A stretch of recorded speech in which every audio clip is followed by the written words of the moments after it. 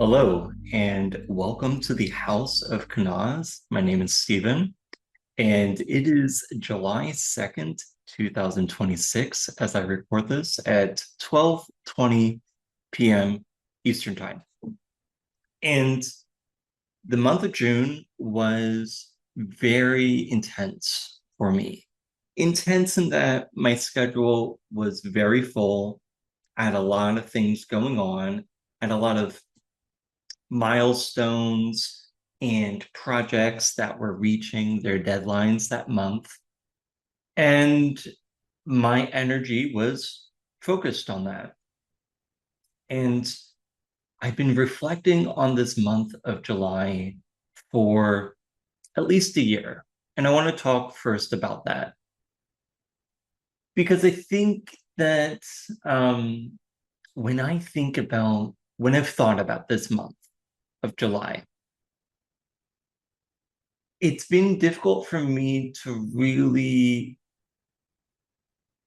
not let my anxiety go out of whack. And this is one thing that I have become aware of as I have studied astrology myself is when I see a difficult aspect, a difficult astrological alignment approaching, I try to think about all the possible ways that that could manifest.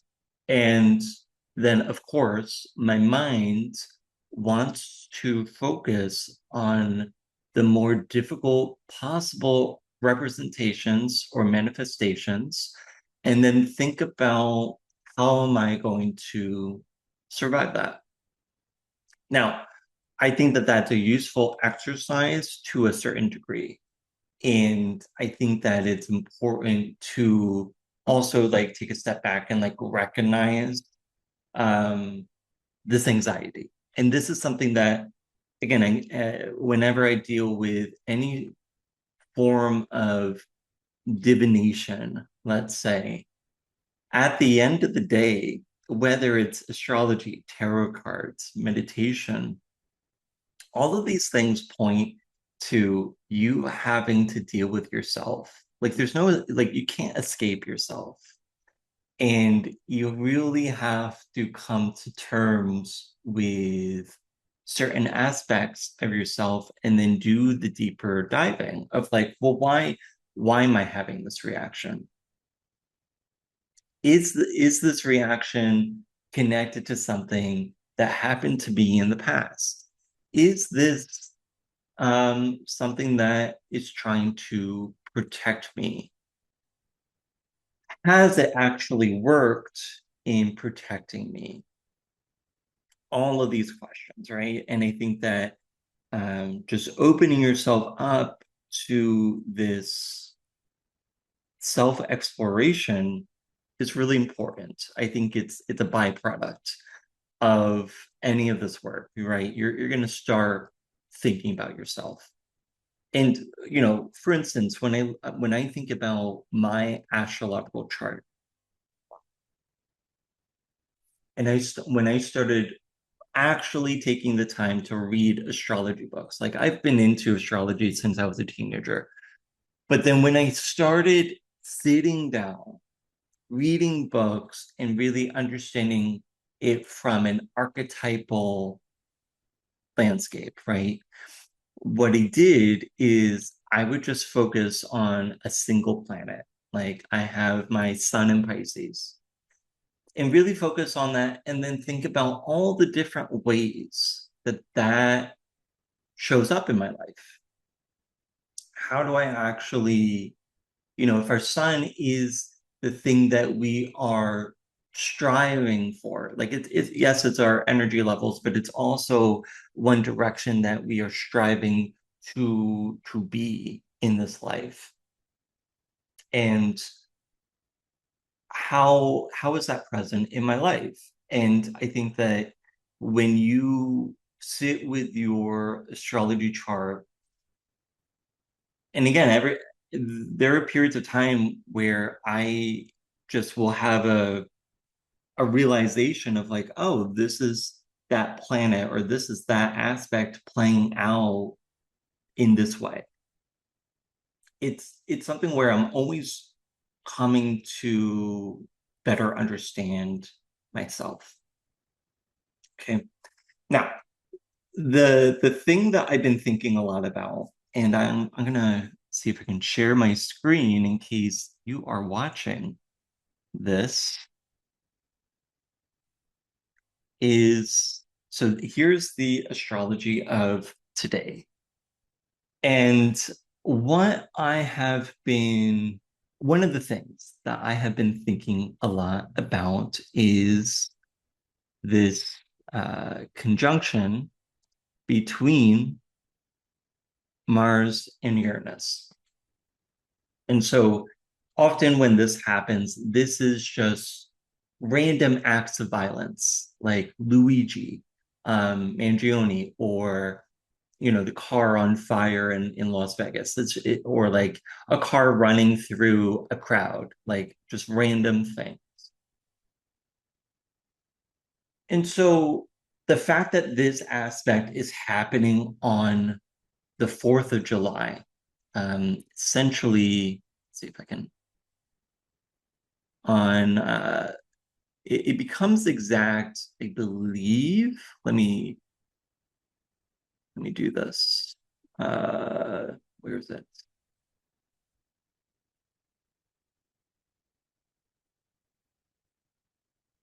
Yeah. So it's around like one,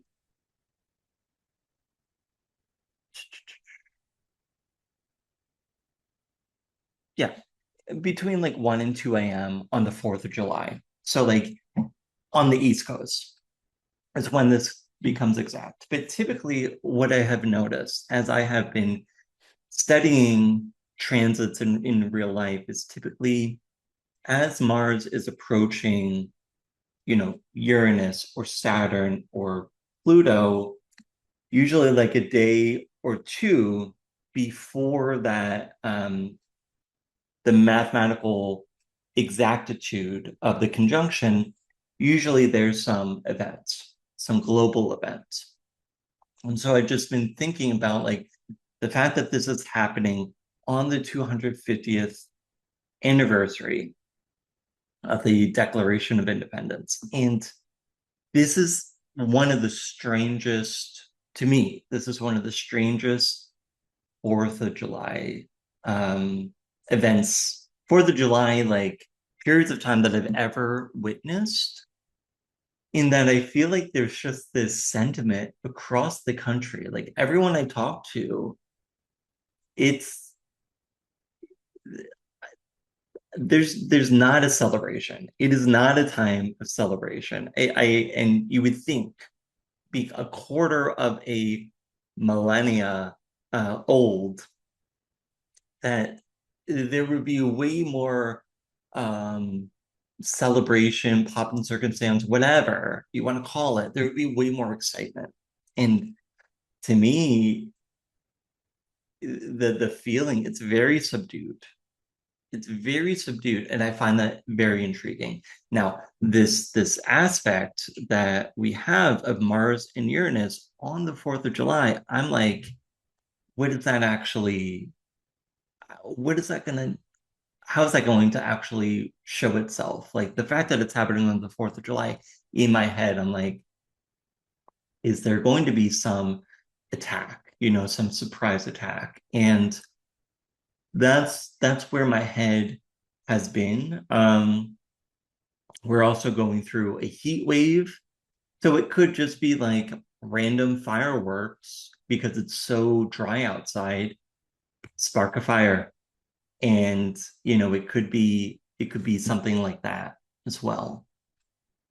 But this aspect is something that I personally have in my own birth chart.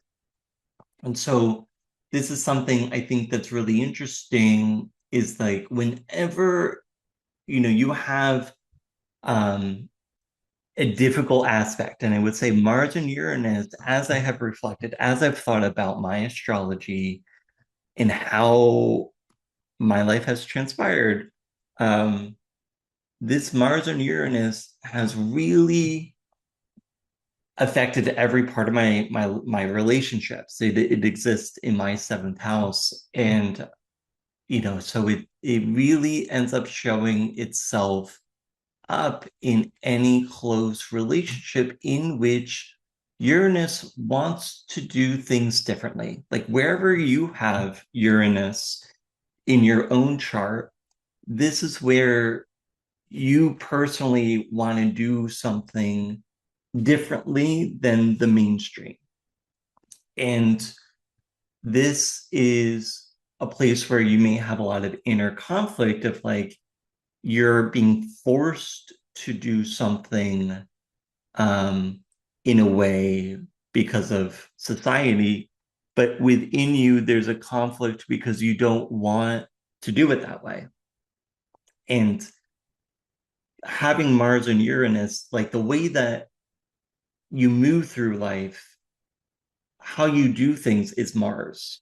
So having Uranus next to Mars is basically like how you're going to do things is going to be different Uranus. It's going to be queer, right? So Uranus is often thought about as um, the placement is queering whatever house it sits in.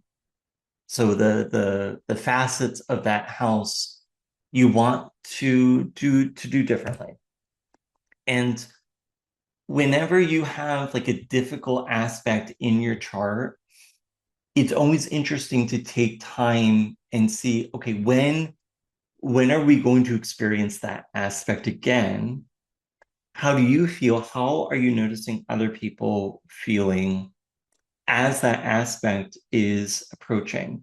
Because there's this energy that I have been feeling lately, which is this energy, which is this is also like nervousness, this is anxiety.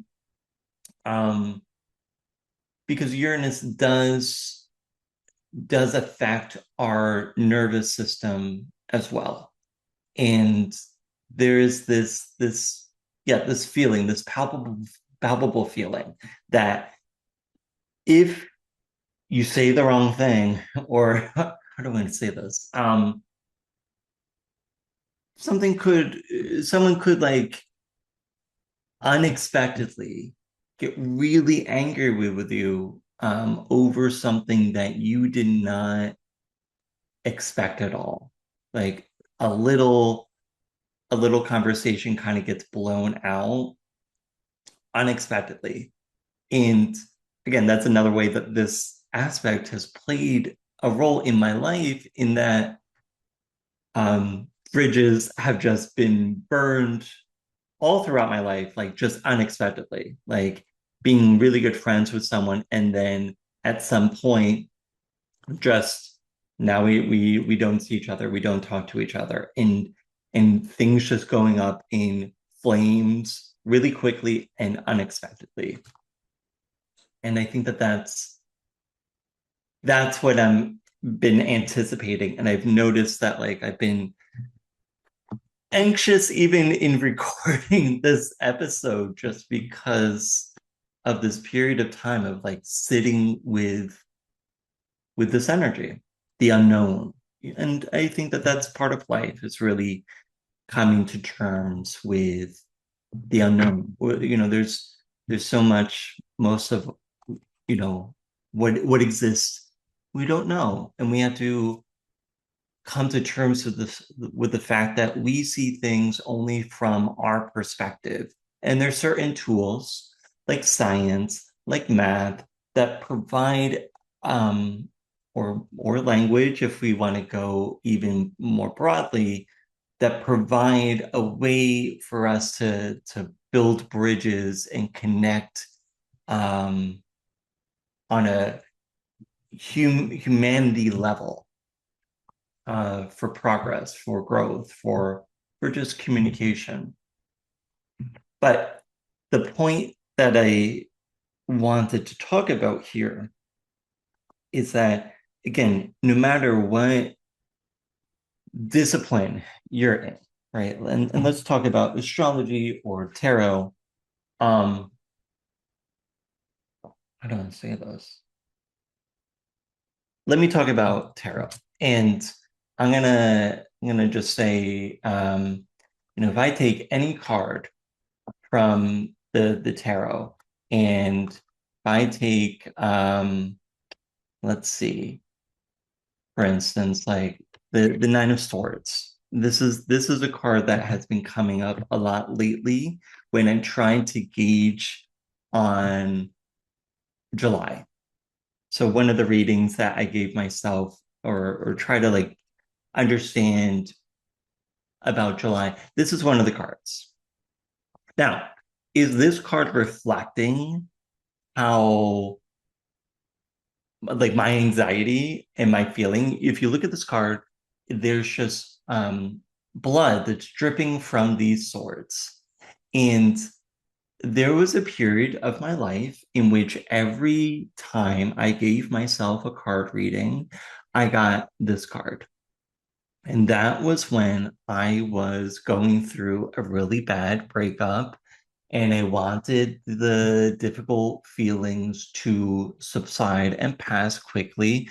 And every time I did a card reading, it was basically like, no, like this is a difficult time, and you have to acknowledge it for a difficult time. And there's no like getting around that, you know? Um, and so, when I've been working with giving myself readings with the tarot since I was 15. So the things that I have learned from the cards over time is through my experience. And I only know these things because, when I am giving myself a reading, I have a little notebook. I'll show you. I have this red notebook that I currently keep. I have another red book that I filled completely up, but I write down um, you know, all the different cards that popped up, the different associations of the cards, and then I give myself like I just write like a paragraph of what I think this represents. And then I go back, and typically I give myself a reading for like a 2 or 3 month period. So I give myself like usually 3 to 4, maybe 5 readings a year, um, where I sit down and I really just lay out the cards for this next chapter in the year.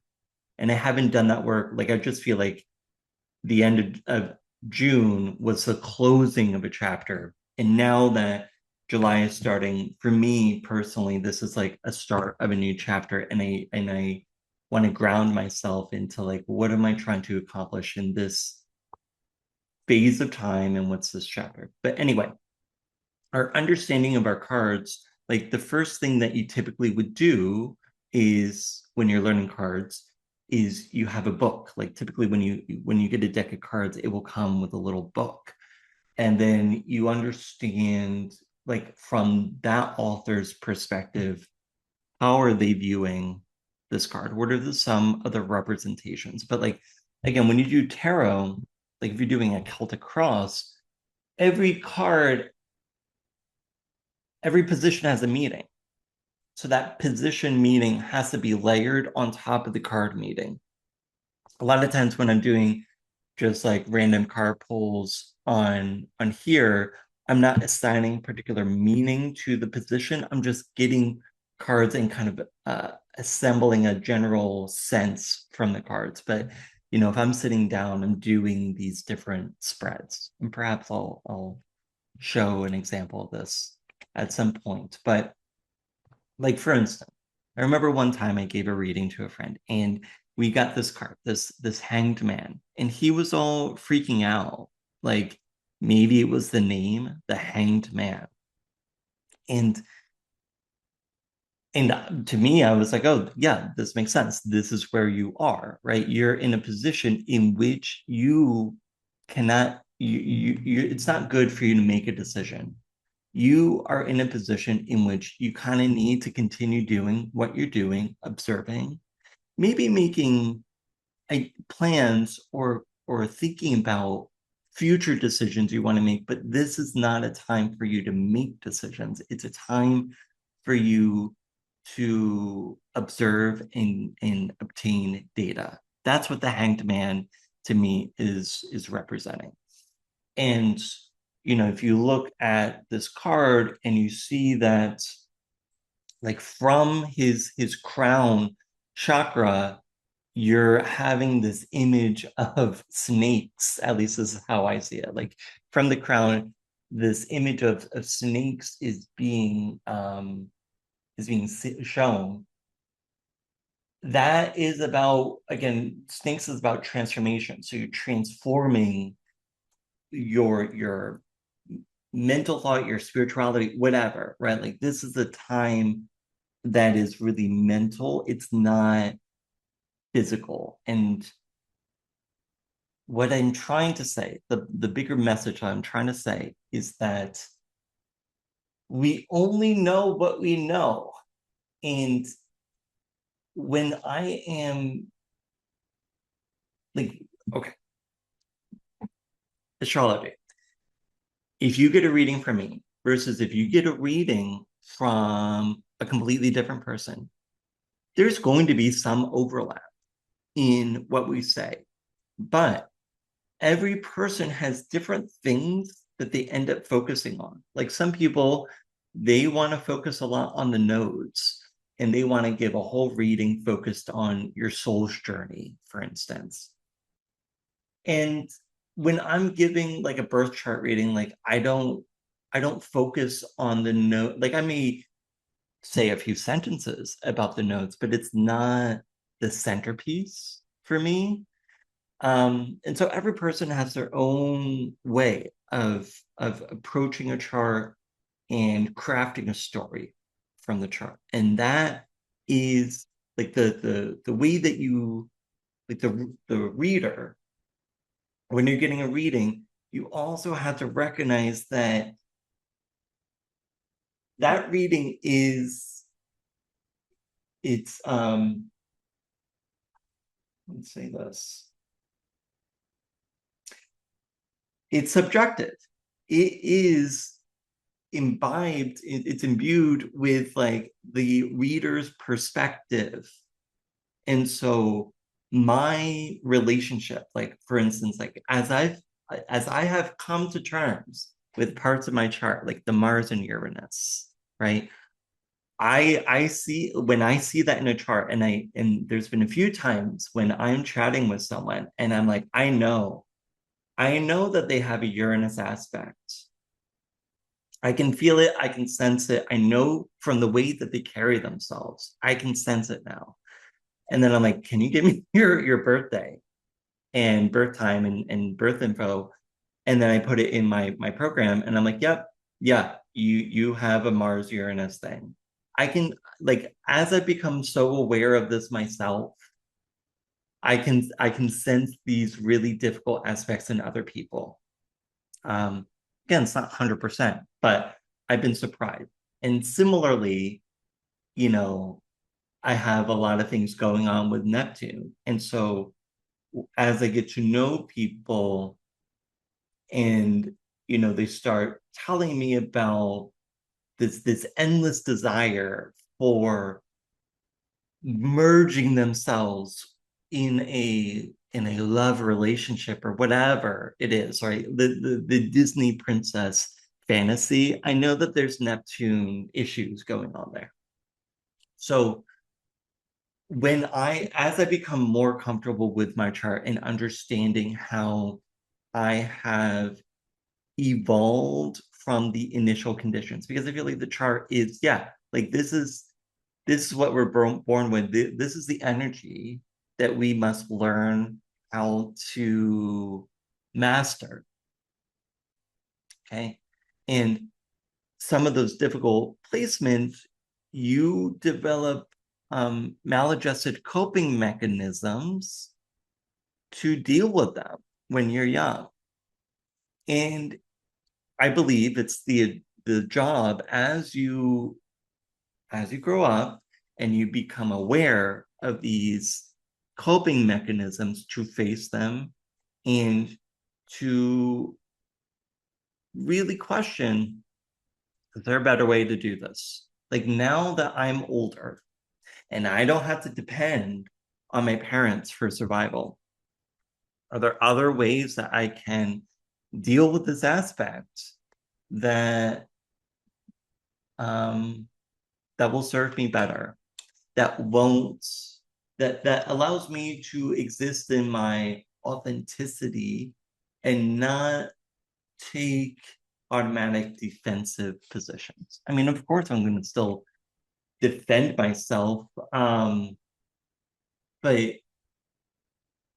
it's recognizing that this energy can exist on a spectrum, and that the ways, like what I notice is like the ways that certain aspects of a person's chart plays out, you can identify it, but you can identify it on a spectrum of possibility. And so like when I'm talking to someone and they start asking them questions, I'm trying to like identify like where they are on that spectrum of possibility. But it's only through life, it's only through living, it's only through giving myself readings, whether they be tarot or astrology, that I understand the full breadth of that spectrum. I understand the different ways that things can be represented. And that is, yeah, I feel like that's like at the heart of it, because like if you have a certain problem, like if I'm dealing with, let's say like I got a throat issue, I'm gonna go to an ENT, right? I'm gonna go to a specialist that understands the throat. Similarly, if you were dealing with spiritual issues, and not every tarot reader, not every astrologer, like they're not all interchangeable, right? People have their own specialties due to their own life experience. And so it's important for you, if you're going through something where, yeah, you want to talk about death a lot, then you want to, find uh, a practitioner who likes to talk about death a lot.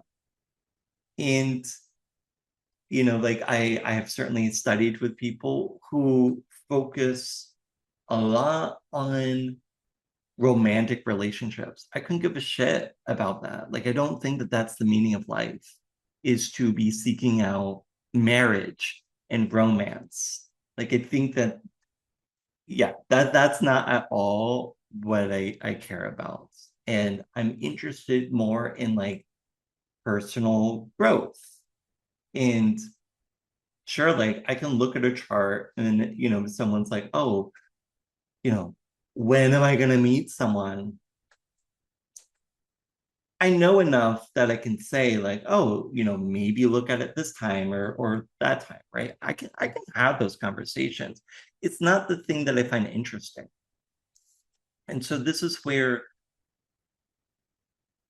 when it comes to spirituality, it's important to reflect on, what are your questions? Like, what is it that you want to talk about? Like, what do you find interesting? Because I find that a lot of these conversations are taboo, are things that people find uncomfortable. And if you find someone who is willing and able and pretty well versed in these topics, it does a lot of healing for me. It has done a lot of healing to have these conversations with people who, I've been looking for all of my life. And I felt, growing up that I certainly had to,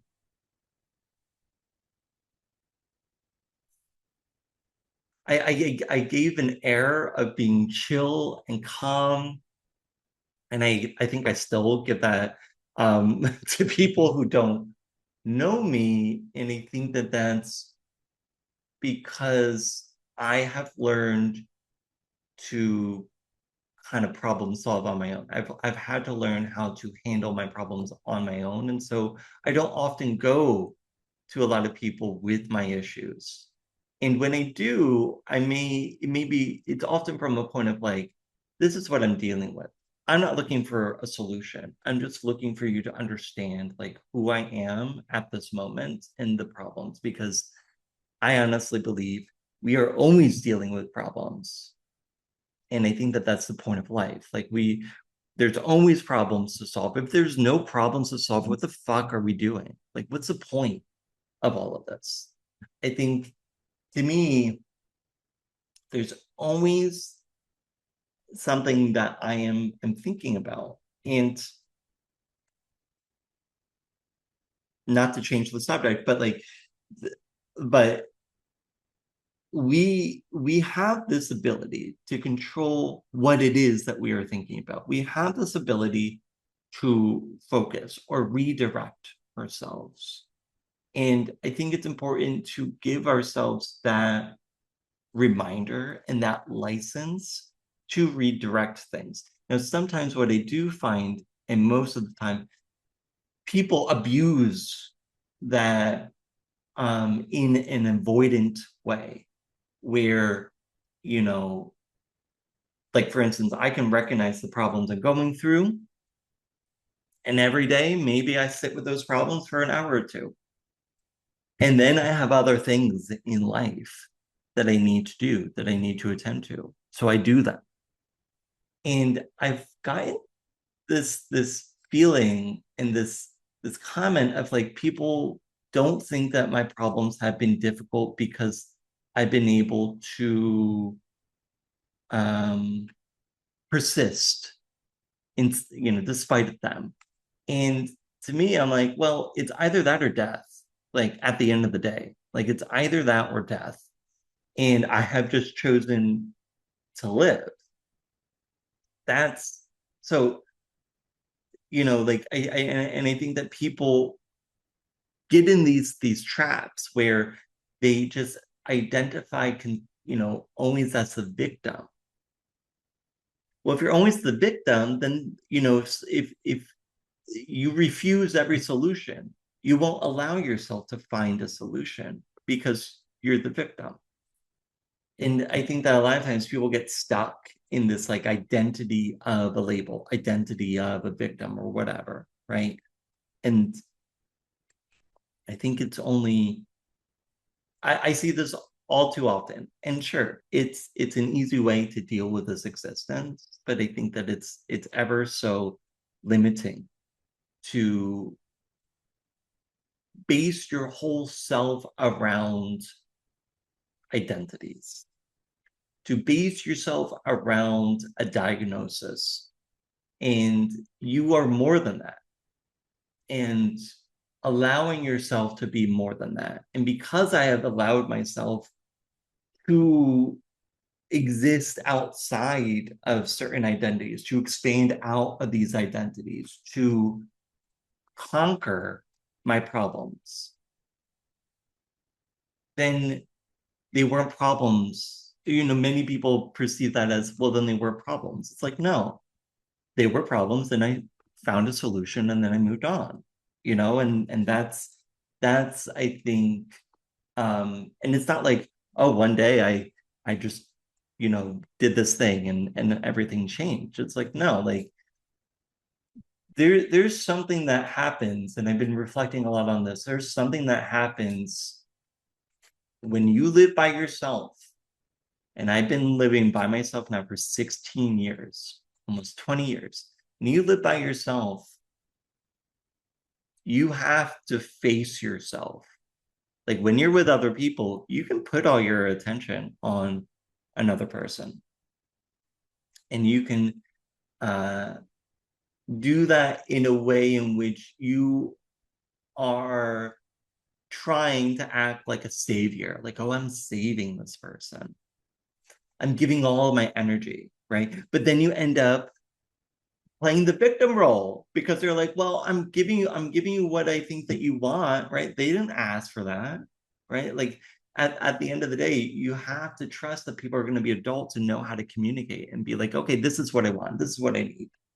Especially as they get older, like I hold a higher bar for people where like if you can't use your words and tell me what it is that you want and you're mad at me, you're holding me to some standard that I clearly did not consent to, that's on you.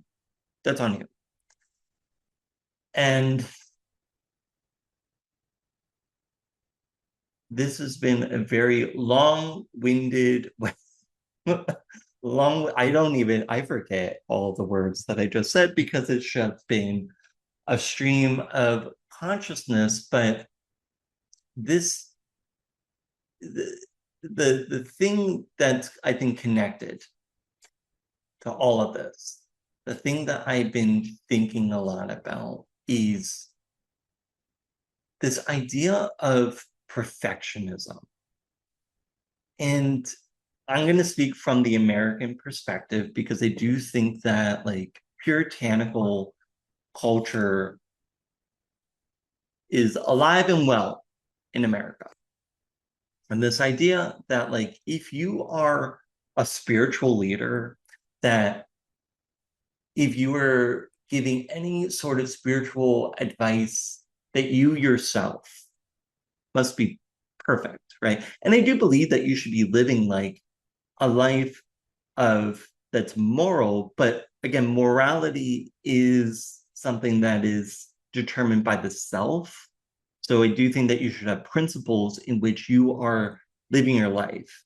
I don't believe in the morality of society because I think that a lot of times those aspects of morality, like, oh, it's immoral to be gay, that's made up.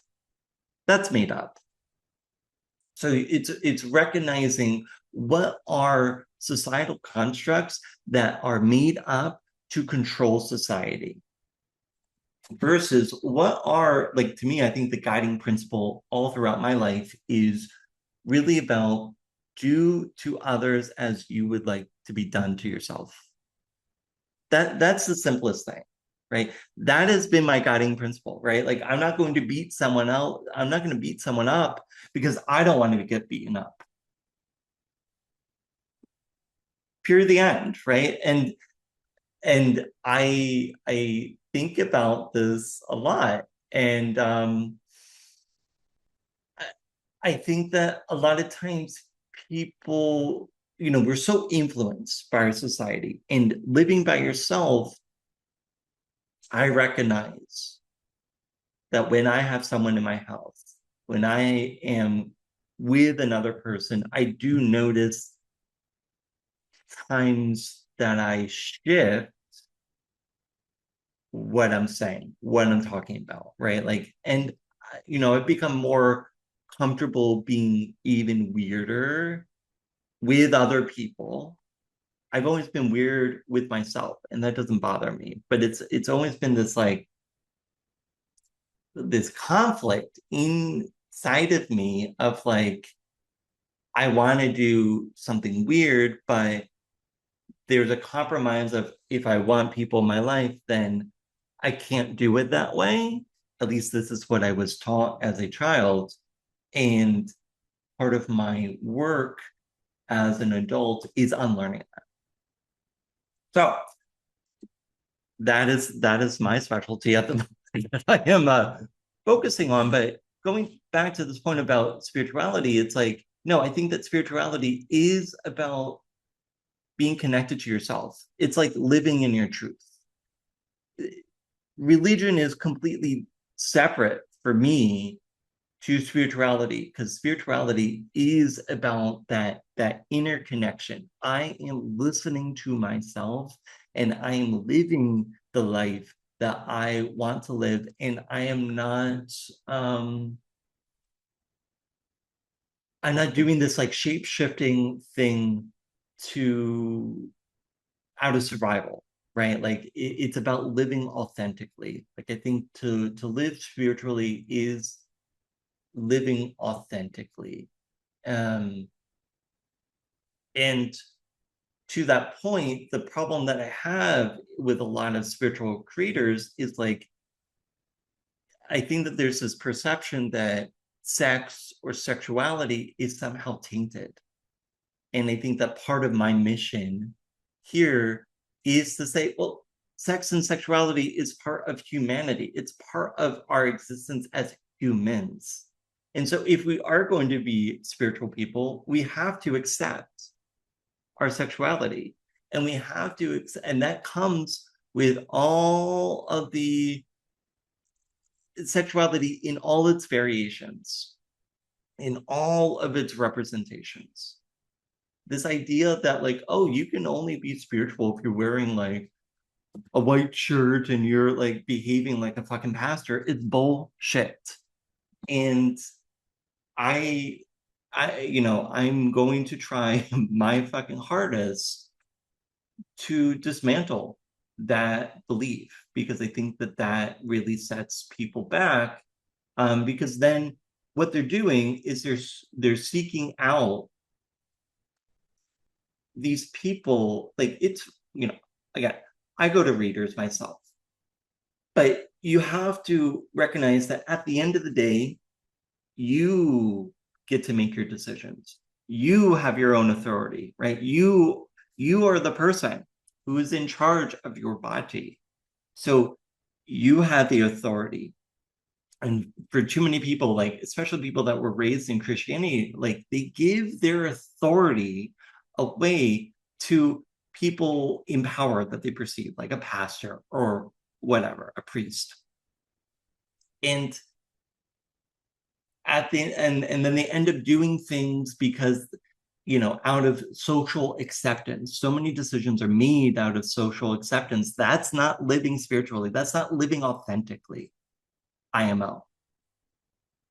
And it is, I think, useful. Like, I like to go to readers like once or twice a year, and I like to get a different perspective, but I recognize it as a different perspective. It is not necessarily, like, it's never going to be something that is objective, because anytime you're dealing with a human, it is from their perspective.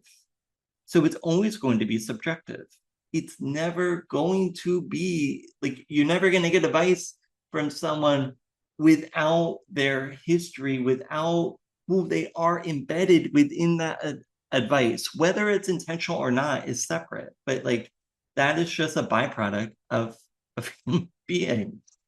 It's similar to AI, right? The past month, I've been learning a lot about AI. I'm going through a certification program for work, but with AI, your model is only as good as the data from which it was trained. Similar to humans, right? The experiences in which we go through, those are the things that impact how we perceive the world and the advice that we're willing or are able to give, right? Like, it's a mirror of that. Yeah. Okay. I don't know if I have anything else to say. I had no idea what I was going to say. I just turned on my camera.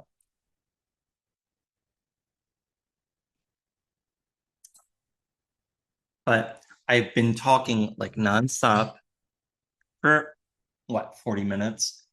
So now, unless I have other things that pop up, I would love to pull some cards, because this is how I like to end my shows.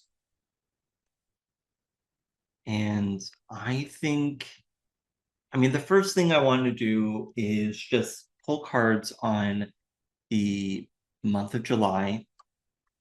Oh, before I do that, the other thing that I want to talk about, again, this is getting very nerdy. The other thing I want to talk about, because this week, the beginning of July, is the Mars and Uranus conjunction. So I'm expecting like a big bang at some point this week, by the end of the week. Let me see if I can share my screen. But something really interesting happens later on in July. And I think last night I was looking at July 19th. Let's go a little bit in the future. And there's this, I'm going to try to make it so that you can see more clearly what I am seeing. So I'm going to remove some of the planets so that you can focus on this pattern.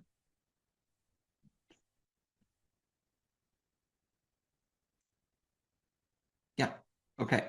So here on July 19th, I think let's say with this. With July 19th, we have 5 planets that are at 4 degrees of a sign. And I think that that's really interesting. And we have this Jupiter, it also entered into Leo. So talking about this week in July, we have a Mercury retrograde that just began. So that's where, for me, how that usually shows up is people just start, like a lot of people just start sending me emails. I'm getting messages and communications from people that I haven't heard from for weeks or months or years. So that's already happening. Um, so it's a time in which you don't want to make decisions. That's typically the advice. You don't want to make decisions, but you want to maybe revisit things, or I tend to take this time to like plan for the future. Like, what are the like, am I on the right track? Are there certain things that I need to shift? So I tend to take a Mercury retrograde and kind of reflect back on that. And again, Mercury goes retrograde 3 times a year. So it's not like abnormal, but it is a time in which you want to do some reflection. Mercury is about communication. So are there people that you want to be in communication with? Are there things that you're spending too much time thinking about that you need, maybe you should just drop it. Or maybe there's something that you have forgotten, or some project that you've forgotten that you want to pick up again. So it's kind of like an introspective time. So that's what we're going through at the moment. And then also this week, Jupiter entered Leo. Jupiter changes signs. It's in a sign for a year at a time. So it changed into Leo. And now in the middle of July, so this is a few weeks from when I'm recording this, it will be in an opposition to Pluto. And I'm really curious to see how this is going to play out.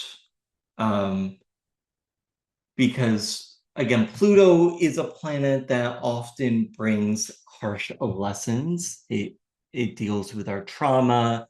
It can deal, yeah, with those more difficult things. So having Jupiter there, it may expand and make more clear. It may make more problems.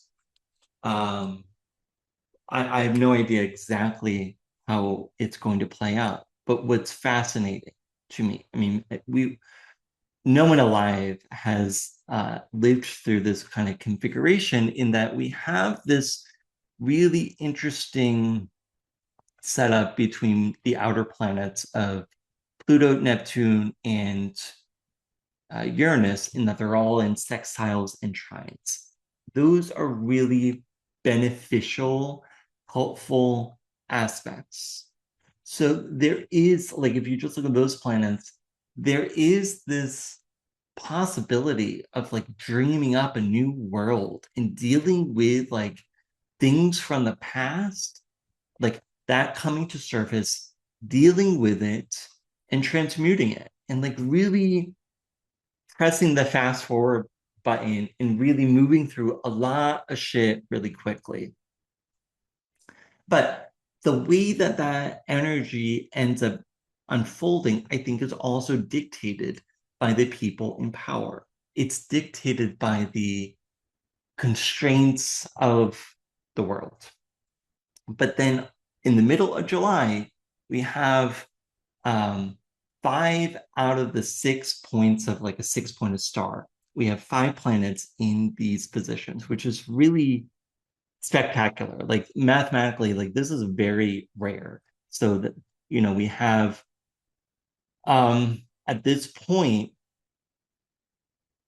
if you look around a circle, every adjacent planet is sextile to each other except the moon and Pluto, which is trine. So this is something that's really fascinating. I have no idea how this is going to play out.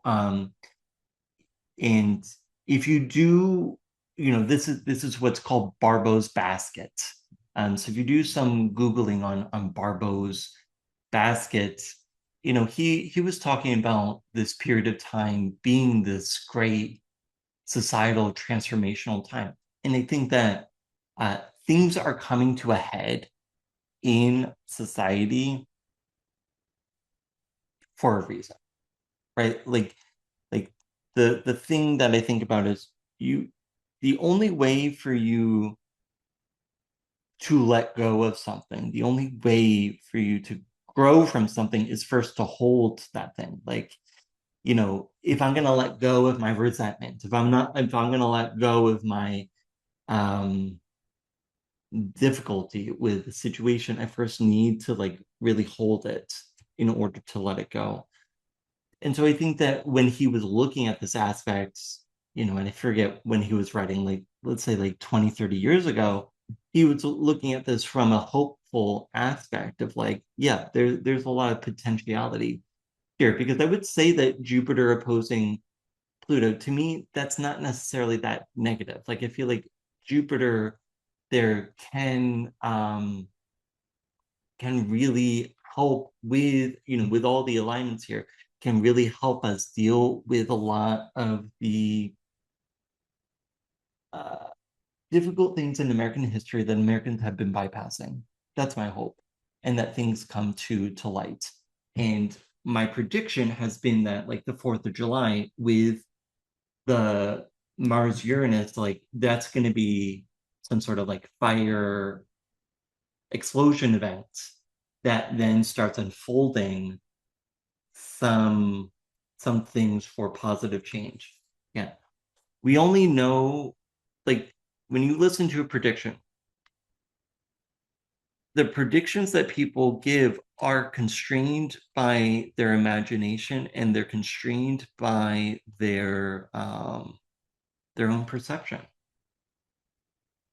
And as we get closer to these events, the realm of possibility of how it can transpire becomes smaller and smaller, I believe. And you end up seeing how things actually are, just similar to how I was talking about with my book. Every time I give a tarot reading, I write down what I think will happen, and then I write, 2 or 3 months later, what actually happened.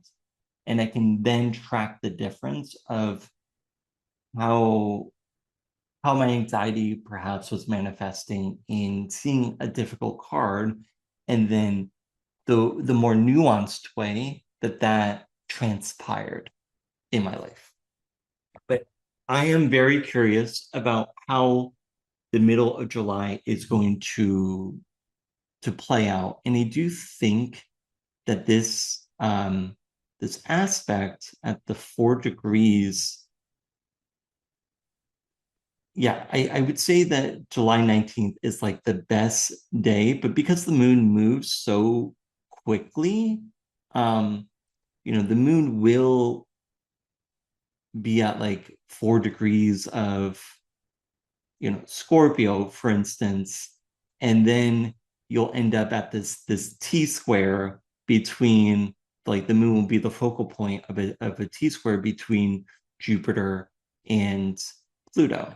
So middle to end of July, the astrology is really, really fascinating with all of these connections of these outer planets. I'm really curious to know, like, is there going to be um like another push in AI, like another AI model that's released that, like the current model by Anthropic is not being allowed for public use because it essentially would cripple security, right? We're at this point now where the technology that we are developing can take down the whole society. And I think that that has been my ultimate fear. Like I don't talk a lot about this, but my fear of the next few years has just been societal collapse. Like I tried to keep an optimistic mindset that things are going to go fine, that things are going to develop in a way that is um, great for humanity. I'd like to believe that, but I also am preparing for societal collapse. And I also think that like billionaires are planning that as well. Otherwise, like, why do they have their fucking escape caves in islands that are inaccessible otherwise? There's a reason. There's a reason. And with climate change and the approaching El Nino season, like things are going to get more difficult. Like I think that, like to me, I think that the American media has just been setting people up to not think about difficult things, just like how it did with COVID, just like how it tries to do with inflation, right? Trying, it's all smoke and mirrors, in my opinion. And it just shows how influential your mental state is, right? What you are told does influence how you perceive the world. I hope that me telling you that there's a possibility of societal collapse, I hope that doesn't put you in depression. I hope it doesn't. But I also do think that it's a possibility, right? Like, and also given the astrology, like every time, as I've mentioned in other episodes, like every time we have Uranus and Gemini, America has been at war. Okay. Every time, like since the last time that Neptune was in Aries, America was in civil war, right? The last time Pluto was in Aquarius, America was, having its revolutionary war. So, from an astrological standpoint, all of the outer planets being in their positions as they are now and as they will be for the next many years, it does suggest civil war. It does suggest a great change. And I don't think that great change, unfortunately, it doesn't come, the only way that it comes is out of conflict. Like people don't want to change unless they are forced to change. Like most of the time, people aren't just making changes. Um, like, like for instance, like an addict does not change often until they hit rock bottom. Whatever rock bottom is for them, that's what causes the change. Even if they were like aware that they wanted to change or like they had this desire to change, it's until they reach a level. And I think that's true like at a societal level as well. Like things need to get worse until they get better.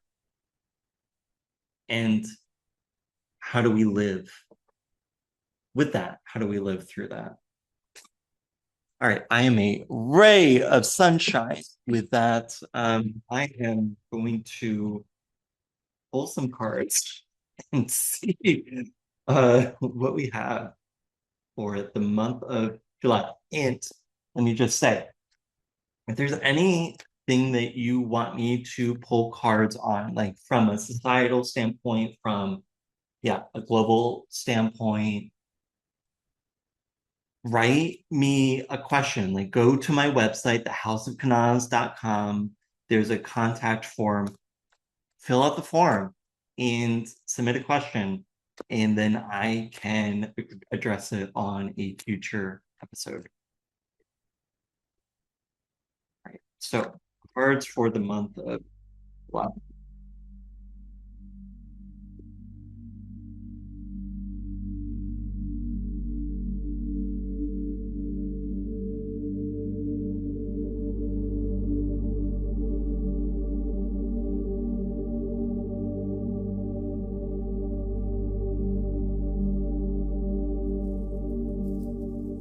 All right.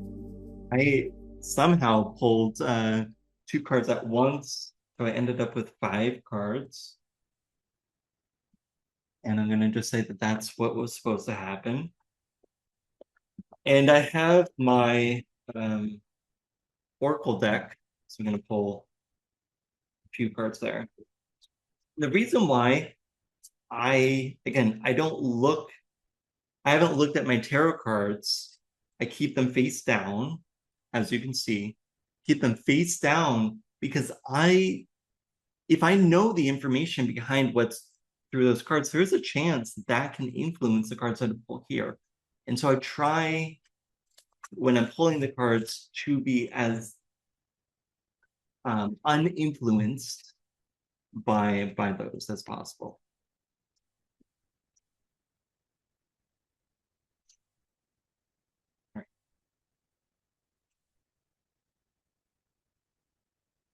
All right.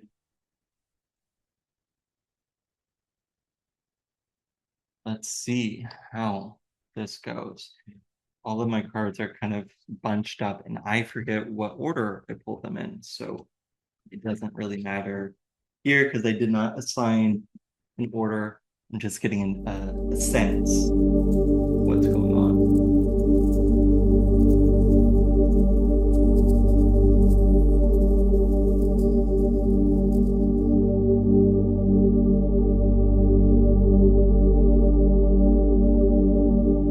So again, if you yourself are interested in playing with tarot cards, I shouldn't even say playing, but learning tarot cards, the question is of the utmost importance. It is so important to have a question because without a question, you can't necessarily understand the context from which you are to read the card. So you have to have an anchor, a question to anchor things. All right. So first card that we have here is the Lovers. So again, a major arcana card. So this is like a Gemini card. And when we think about Gemini, you think, so Gemini is represented by the twins. And Gemini is an air sign, so there's thinking, it's a mental process. And the way that I think about this card is I always think about it as like a union. And when you look at this card, you have these two people. You have someone with black hair, someone with blonde hair. Okay. But then within them, you have the opposite. So you have these small childlike figures, one with black hair, one with blonde hair. And the way that I often read this is kind of like connecting with your own, how do I say this? Connecting with your inner child, but also recognizing your own inner child's experience in another person's own inner child, and recognizing that like we're all human, we're all living, we're all going through the same things. There is something that unites us. And yeah, I always view this card as a really lovely, beneficial card. And there's this like feeling of being together, of knowing each other, like on on multiple planes of existence. And that's what I see here. And one thing that like where my eye is going to at the moment is you can see this figure in the back that has his hands kind of he's racing these two levers, let's say. Um, and it makes me wonder like about external forces either controlling things or makes me think about the confines of society and so forth. But let me put that thought on the side and let me look at other things. Okay. Second card we get is the star. I have to say, every reading I have given myself lately about the month of July, I keep getting major arcana cards. So far we got two, which is interesting. And when I think about the star card, I think about like to me, this is something about there's a few ways you could read this. One, I think about being a star. So being someone who is in it's like going back to what I was talking about with spirituality. It's kind of living in your full authenticity and and being like a star to other people, being this signal to other people of how to live. Um, and this card is a Uranus card. Uranus is a sign, it's another air sign. So we've got two air signs, deals with thinking, it's fixed. It's a fixed air sign. Um, and the thing about Uranus or with Aquarius is it's governed by Uranus. So it wants to do things its own weird way, and it doesn't want to be told to do something differently, right? And when you think about people who are celebrities, when you think about people like just think about anyone whose name you know, okay, whether they be a scientist, whether they be a famous person, whatever, right? They are a star. They're embodying this card because they're doing things their own way, and it's only by stepping out of the mainstream like way of doing things that that is one living authentically, but to be a signal for other people of how they themselves can do that for themselves. So there's something there. Oh my God. So we have the Ace of Cups. Aces are all about new beginnings. I always think about this card again as something that is, I think this is a good card. It's like the harbinger of something new, of experiencing something new. Okay. I like to think about it as good.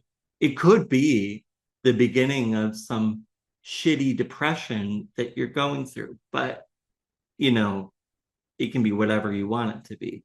I like again try to be hopeful and say, well, this is the start of a new emotional cycle.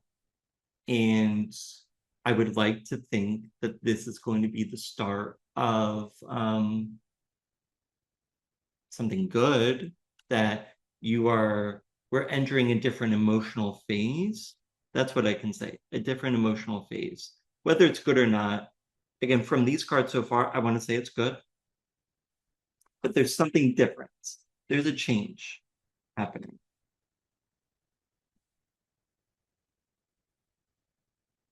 Playing with my card holders. All right, next card. Queen of Discs. Whenever I think about this card, I think about taking stock in what you have accomplished. So the disc is connected to, Earth, like in astrology, and connected to like the material realm. And when I think about this card, I think about this queen who has taken the journey. And there's like this, if you're looking at the video, there's this path that you can see. So she's like taken this path, and now she sits on the top of her pineapple, in the fronds of her pineapple, looking over the desert of the path that she took to the juices of the pineapple. And she's looking at the journey and she's taking stock of what she's done to become a star, right? To get to that point, right? Because you're not born a star, right? It's something that you have to inhabit, right? Like there's a reason why we have the word nepotism. I'll leave it at that. But she's not nepotistic. She's earned her way. Okay. Okay. So, last card, my least favorite card, and this is another card that keeps popping up when I do readings for July. Ruined. The 10 of Swords. This is like the times that I've gone through my life when this was popping up, it was difficult. So at the moment, like the thing that's popping up in my head, I'm gonna just say it. The thing that's popping up in my head is I'm wondering if this is a story about someone that we know that's in the public eye, that's a star, and they're looking back at what they've accomplished. And maybe something is ending. Maybe they're yeah, I think you can grasp at what I'm trying to say and not get flagged. But maybe this is the end of something of someone's reign. Um, maybe. Let me think about this. Okay. The Oracle card that I got is the Lantern. When I think about the Lantern, I'm thinking, okay, when would you use the Lantern? I would use the Lantern when it's dark out. So I'm thinking that um, there's a time in which we don't have information, that we don't have like things are being obfuscated in a way. You use the lantern to reveal, right? The light reveals. And so I think that the lantern is bringing something to light. It is showing us something that has been hidden in the dark. Maybe it's showing us something that we've known, right? That someone is unwell and has been hiding that or obfuscating that. Um, so that's what I'm thinking when I'm looking at this is, this ruin card, out of all of these cards, like that's the most difficult card here. So this makes me feel like there's something big happening, whether that's going to be an attack, whether that's going to be a death of someone in power, um, a change in authority, whatever, some sort of crisis. And again, the thing that just popped up in my head as I was reading this was like that person kind of looking at their whole life journey, doing like a life review, and this coming to light to the public, like the public understanding the whole gravity of things. That's one read. Okay, let me put that thought aside. Another way that I could think about these cards would be that, again, we are going through major change in our society. And I do think that there are going to be things that are going to collapse. And think about with the internet. Okay, I've been thinking about this a lot. Think about the internet. What did the internet bring? Right? The internet revolutionized our world. You're listening to me because of the internet, right? So many people have voices now because of the internet. But what happens at the beginning phase of the internet? We had a dot-com crash, right? Like there were all these businesses and all of this money invested in all these different dot-coms. And then in the late 90s, it all crashed. And then from there, there's this consolidation period and companies got bigger, blah, blah, blah, right? I believe that we are on the verge of a stock market crash. I do think that that's going to happen. So maybe that's what this card is about, because I do think that AI is the next, it is as big as the internet. Like, as the internet has been a crucial feature in our lives now for decades. Whether you like it or not, I do think that AI is going to take that role. I think that AI is as influential as the Industrial Revolution. And I think that there is going to be a stock market crash around AI. That's not saying that AI is going to go away.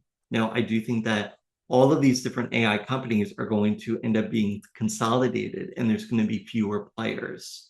But at the moment, that's my prediction. So maybe this is about a stock market crash. It's also interesting, I'm just thinking, it's also interesting that this swords, again, is a mental thought sign, right? So this is often like you, when you're in a depression and all the thoughts, all the things that you're telling yourself, right? You're keeping yourself in your depression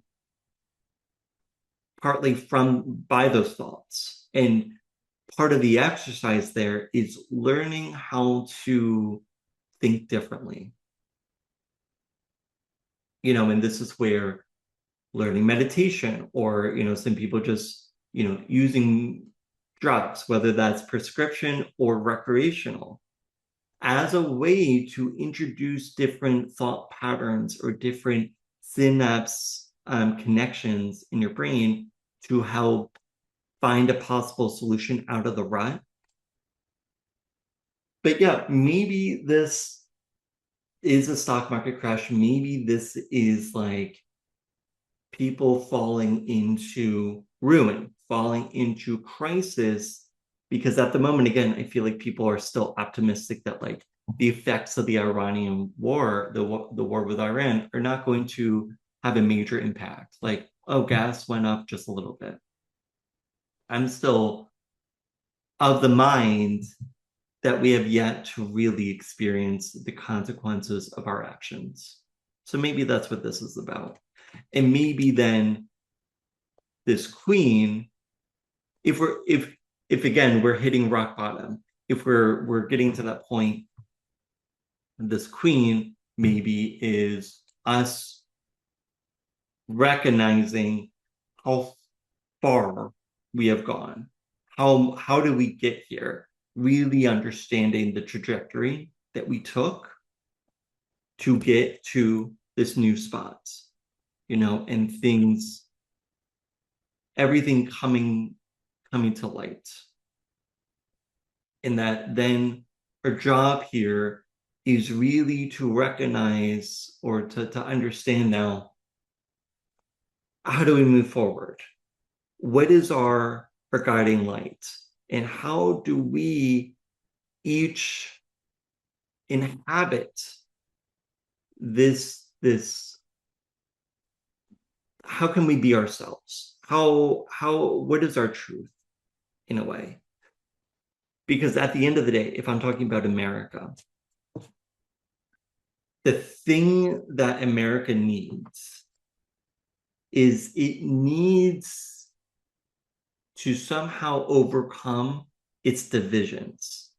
And when you look at this card, you got these two people, two political parties, let's say, two people who are coming together in a union for a greater cause. And, if there's a market collapse, that's not going to just be for one party, that's going to be for the whole country. And the only way that we can get ourselves out of this current predicament that we as a country are in is if we somehow come together. Like that's the thing that we need to do is come together and really understand. We have to think about what is the future that we want to embody. What is the if we are going to make major changes to a constitution, to the structure of our economy, right? This Ace of Cups is ushering in something new. If we're going to make something new, we have to have those conversations of what are those new things? Like we have to come to an agreement. And that's something that we're avoiding at the moment. And I think that this is something that we're longing for, especially for the 4th of July. Like it's the way the discontent that you can feel in the air is palpable. And it's sad.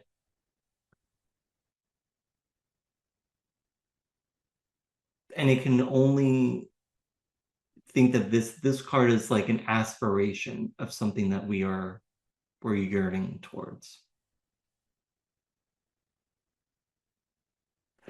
Anyway, that is my read. I have been talking nonstop for almost an hour and a half, so I am going to stop here. And as always, I hope that you all are doing well. And if you are interested in having a reading, feel free to contact me. Again, my website is thehouseofcanaz.com. And again, if you have other comments or questions, feel free to contact me and let me know what you're interested in me talking about in future episodes.